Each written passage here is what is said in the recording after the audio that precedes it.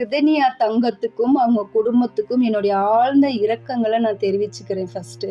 அதாவது வந்து ரிதன்யாவுடைய இறப்பு வந்து ஆத்மா சாந்தி அடையவே அடையாது. அது 7 ஜென்மம் எடுத்தாலும் இந்த ஆத்மா சாந்தி அடையாது. ஏன்னா அது 1000 கனவுகளோட சந்தோஷத்தோட அந்த குடும்பத்துல வாழப்போன பொண்ண இந்த அளவுக்கு சீரழிச்சு சித்திரவதை பண்ணி கொடுமையா மிருகமா நடந்துக்கிட்ட அவனுக்கு தண்டனை கிடைச்சே ஆகணும். அவனுக்கு, அவனுடைய அப்பாவுக்கு, அவனுடைய அம்மாவுக்கு 3 பேத்துக்கு கடுமையான தண்டனை கிடைச்சே ஆகணும்.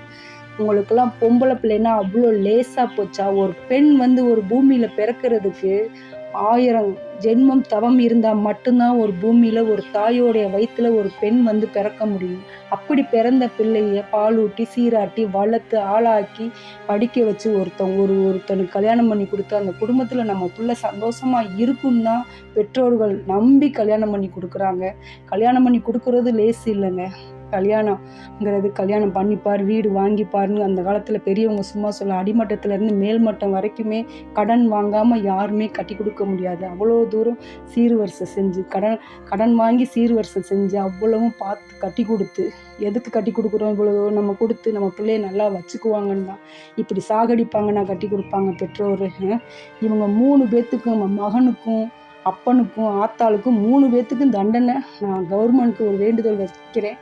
கண்டிப்பா 3 பேத்துக்கும் தண்டனை கொடுத்தே ஆகணும். ஆனா ஏதோ ஒரு ஊர்ல, ஒரு நாட்டுல, ஒரு ஊர்ல, ஒரு வீட்டுல இந்த மாதிரி பிரச்சனைகள் வந்துகிட்டு தான் இருக்கு. நீங்க கொடுக்குற தண்டனை சில ஆண்கள் இப்படிதான் நடக்கிறாங்க. அவங்களுக்குலாம் ஒரு பாடமா இருக்கணும். கண்டிப்பா தண்டனை கிடைச்சே. அவனுடைய ஆத்தா கண்டிப்பா ஒரு மனுஷனுக்கு அவனை பெற்றிருக்க மாட்டா. ஒரு கொடூரமான மிருகத்துக்கு தான் பெற்றிருப்பா. அதனாலதான் அவன் மிருகமா அந்த குழந்தைகிட்ட நடந்துகிட்டான்.